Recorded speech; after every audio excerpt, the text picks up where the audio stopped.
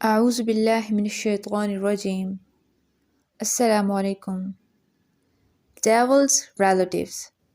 Devil says, "Who is my father? One who does not go to the masjid for prayer after hearing the azan. Who is my mother?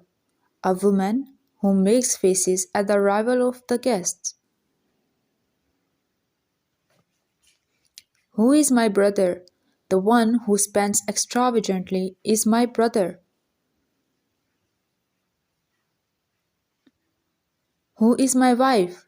The naked woman who does not wear a dupatta on her head is my wife. Who is my son? The one who goes to ruku before the imam in namaz is my son. Who are my children? Who start eating without reciting Bismillah. Who is my teacher? And the miser is my teacher. Who is my favorite? My favorite student is the one who causes quarrels between husband and wife.